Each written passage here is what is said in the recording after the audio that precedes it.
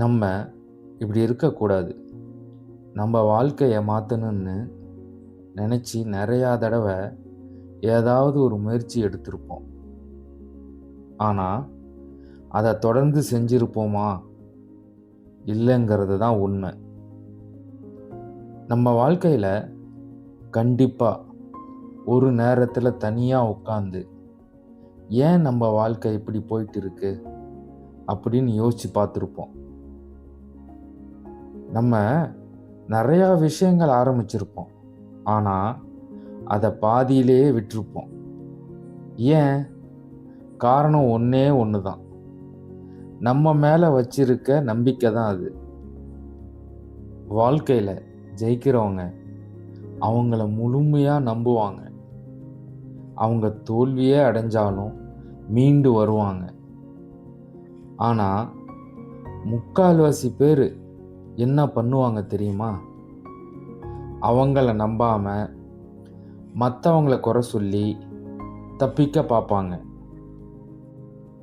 நாம் செய்ய வேண்டிய வேலை என்ன? நம்ம தப்பை ஒத்துக்கிறது, அப்புறம் அதை எப்படி சரி செய்யலாம்னு முயற்சி பண்ணுறது. அப்படி முயற்சி செய்ய தயாராக இருக்கீங்களா? அப்படின்னா இந்த வீடியோ உங்களுக்காகத்தான். கடைசி வரைக்கும் ஸ்கிப் பண்ணாமல் பாருங்கள். நீங்கள் நல்லா கவனிச்சிங்கன்னா, நாம் ஏதாவது புதுசாக முயற்சி பண்ணணும்னு யோசிக்கிறப்ப உள்ளே இருந்து ஒரு குரல் பேசும். இது எல்லாம் உன்னால் முடியுமா? இது நமக்கு வேணாம்ல. அந்த குரல் யாரும் இல்லை, நம்மளோட பிலீவ் சிஸ்டம் தான். அது ஏன் அப்படி பேசுதுன்னு தெரியுமா? நாம தான் அதை அப்படி வளர்த்து வச்சிருக்கோம். இனிமே அது அப்படி கேட்டா ஓங்கி அது மண்டை மேலேயே ஒரு கொட்டு கொட்டி சும்மா இருன்னு சொல்லி நம்ம யோசனையை மாற்றணும். நாம் ஏன் நம்மளையே நம்ப மாட்டேங்கிறோம்? அதுக்கு முக்கிய காரணம் நாம் நம்மளை மற்றவங்களோட கம்பேர் பண்ணிக்கிட்டே இருக்கிறது தான் மெயின் ரீசன். வெற்றியெல்லாம் சில பேரால் தான் அடைய முடியும் அப்படிங்கிறத நம்ம மனசில் நாமே பதிய வச்சிட்டோம். முதல்ல நாம் உள்ள சரி பண்ணிக்கணும் அப்படிங்கிற முடிவு எடுக்கணும். ஏன்னா நீங்கள் எப்போ கம்பேர் பண்ண ஆரம்பிக்கிறீங்களோ அப்போவே நம்ம growth ஸ்டாப் ஆயிரும். அது மட்டும் இல்லாமல் நம்ம சின்ன வயசுல இருந்தே என்ன கேட்டு வளர்ந்துருக்கோம்? உன்னால் முடியாது, நீ இதுக்கு சரிப்பட்டு வரமாட்ட, எங்கே உருப்பட போகிற, நீ மாடு மேய்க்க தான் லாக்கி அப்படிங்கிற பொன்மொழிகளை தான் நம்ம கேட்டு நம்மளோட பிலீஃப் சிஸ்டத்தை வளர்த்து வச்சிருக்கிறோம். இப்போ நாம் என்ன பண்ணணும்? நம்மளோட ஓல்ட் பிலீவ் சிஸ்டத்தை மாற்றணும்.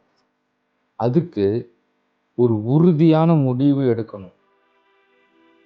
அது என்ன முடிவுனா, இது வரைக்கும் என் வாழ்க்கையில் எவ்வளோ மோசமான விஷயங்கள் நடந்திருந்தாலும் பரவாயில்ல, நான் எப்படி இதுக்கு முன்னாடி வாழ்ந்திருந்தாலும் பரவாயில்ல, இனிமேட்டு நான் அதை மாற்றணும்.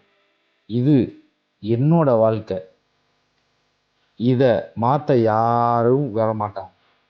இதை மாற்றணுன்னா என்னை தவிர வேறு யாராலையும் என் வாழ்க்கையை மாற்ற முடியாது. இந்த உண்மையை உங்கள் மனசில் ஆழமாக பதிய வைங்க. நாம் ஒரு ஸ்ட்ராங் மைண்ட் செட்டை க்ரியேட் பண்ணோம். வர 2026 என்ன செய்யணும் அதை இப்போவே முடிவு பண்ணுங்க. நாளையிலிருந்து காலையில் எழுந்திரிச்சோடனே ஃப்ரெஷ் ஆகிட்டு ஒரு பென் பேப்பர் எடுத்து இன்னைக்கு என்னென்னலாம் வேலை செய்யணும் அப்படிங்கிறத நோட் பண்ணுங்க. ஒவ்வொரு வேலை முடிஞ்சதும் அதை அடித்து விடுங்க. சின்ன சின்ன வெற்றிகளை கொண்டாடுங்க. உங்களை நீங்களே பாராட்டிக்கிங்க. இதுதான் தன்னம்பிக்கைய அதிகப்படுத்துறதுக்கு ஒரு ஈஸியான வழி. இத ஒரு நாள் மட்டும் செஞ்சா பத்தாது. கன்சிஸ்டன்சியா டெய்லி இத செய்யணும். அடுத்து உங்களுக்கு கோல் செட் பண்ணுங்க. ஜான்வரி 1 வரைக்கும் வெயிட் பண்ணாதீங்க. இந்த டிசம்பர்லயே உங்களோட கோல் செட் பண்ணுங்க. 2026ல போகும்போது ஒரு பிளானோட போங்க. ஏன்னா, நம்மள்ட்ட ஒரு கோல் இருக்குதுன்னா, அது எப்படி அச்சீவ் பண்ணுங்கிற அதிலயே நம்ம ஃபோக்கஸ்டா இருப்போம். தேவையில்லாத விஷயங்கள்ல டிஸ்ட்ராக்ட் ஆக மாட்டோம். நம்ம எப்பயுமே ஃபோக்கஸ்டா நம்மளோட கவனத்த வேற எங்கேயும் செலுத்தாம, நம்ம கோல் அச்சீவ் பண்றதிலயே நம்ம ஃபுல் எஃபோர்ட்ட போடுவோம். எல்லா நாளும் நம்ம எனர்ஜியா இருப்போமோன்னு சொல்ல முடியாது. சில நேரங்கள்ல சில விஷயங்கள் நம்மள டவுன் பண்ணும்.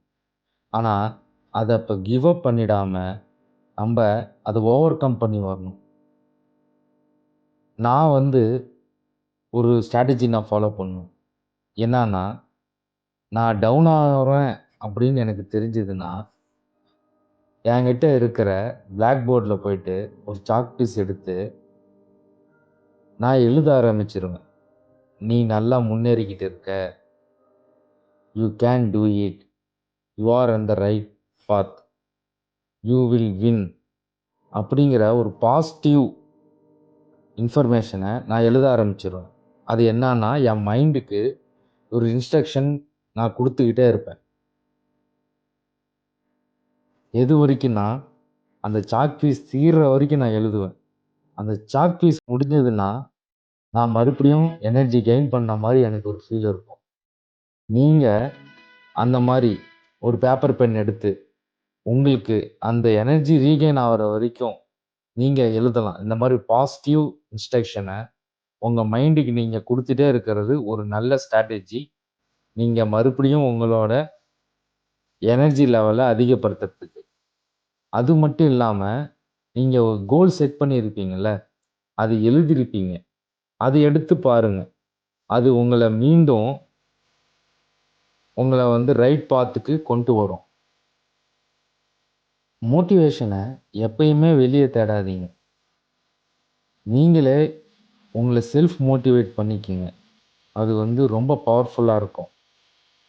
அது இல்லாம, எப்ப பார்த்தாலும் மோட்டிவேஷனே நம்ம கேட்டுட்டு இருந்தா மட்டும் நம்ம ஜெயிக்க முடியாது. கேட்டத செயல்படுத்தணும். அதாவது மோட்டிவேஷன் கேட்டா, நமக்கு ஒரு ஐடியா ப்ளஸ் பார்த்தீங்கன்னா, நமக்கு எனர்ஜி கிடைக்கும்.